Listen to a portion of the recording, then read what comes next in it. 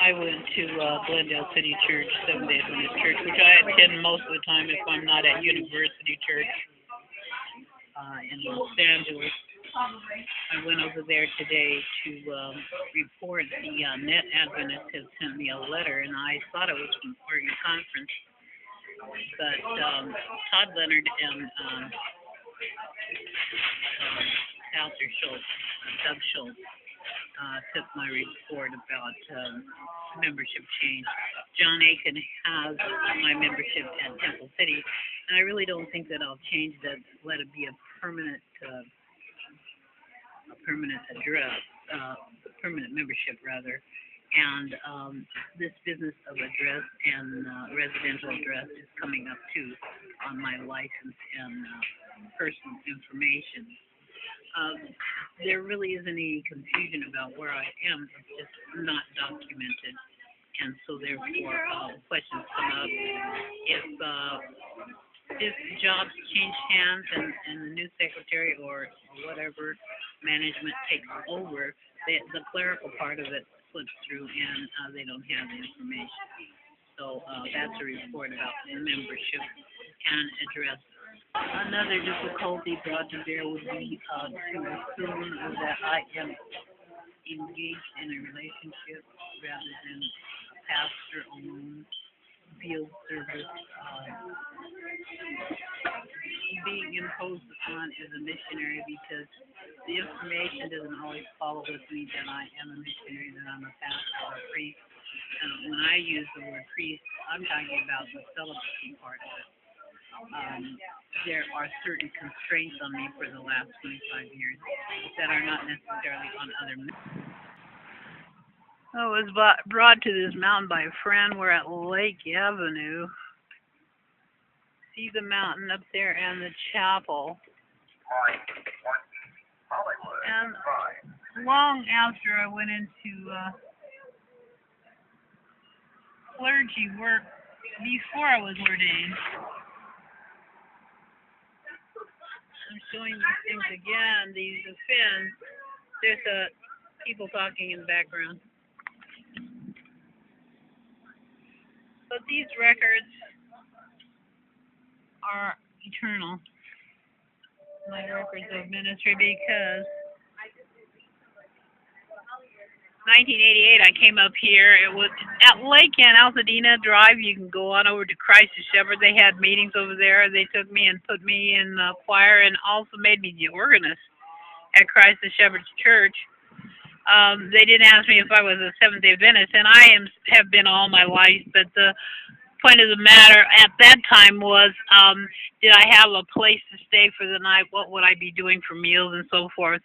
And they took me over there and prayed with me and put me to work. And later, Paul Mickelson, whose letters are right there, he's the signature person, and Bill Stillfield on my certificate of ordination. I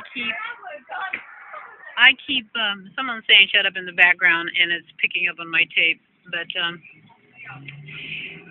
what is happening here is I'm documenting what is going on in my lifetime, because I don't know which one of these slides is going to last. I don't know which one of my documents is going to get through. And so I'm kind of like doing a hypervigilance. It's Sabbath. It's a beautiful day. The sun has been shining all day, and kind of like a park area. Really nice. The trees are beautiful, but it's real quiet up here right now. It's not the holiday season, so you don't see a lot of busy activity. There used to be a Rite Aid across the street, or Thrifties. I don't know if it's still there. I can't see because the bus is blocking it.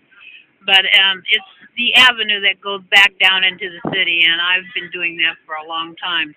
It's important to know why I would give this documentation, because for whatever reason my children might need it, or family might need it, or the church might need it at some point. Thank you. I'm yet again in a beautiful place of worship.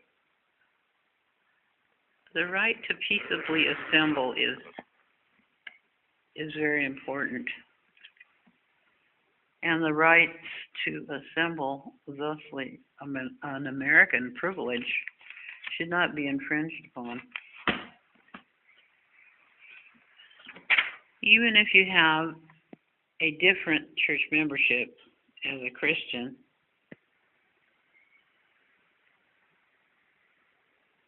you should not have any problem coming into a church to worship. And no one should come to you and say, hey, I don't care who you are.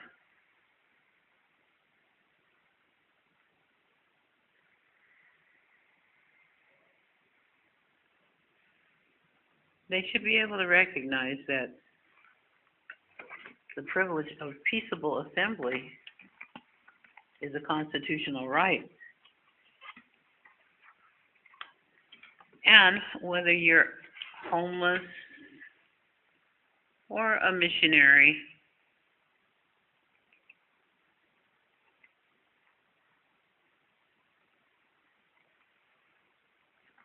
that should be respected as well as any other citizen who comes to worship God in a holy place.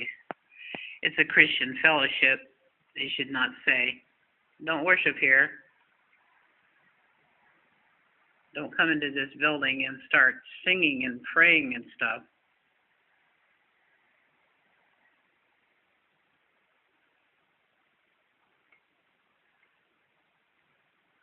For which many letters and certificates have been given me, because I've been tried over this many times. My faith has been tried. I've sung a lot, and have found that sometimes you meet people who do not know or understand the rights of the American citizen. So that's why I'm making this report. Thank you. The question is, was the door unlocked? Yes, the door was unlocked. The people that usually assemble here were not here this morning, and the lights were on. I came in, sat down, sat at the piano, and played the piano. I was surprised to leave or the police would be called. I've never known to be pulled out of a service or just being in the building, to which I was surprised that that's probably why I'm homeless, because I'll come into a place and sit down and play the piano and worship God. That's what I was told.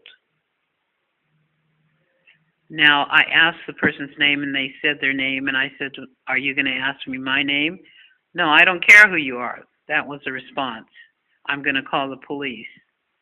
Well, why would you call the police on a person who's come into a place of worship to talk to God? I want to know, in America right now, why would you do that?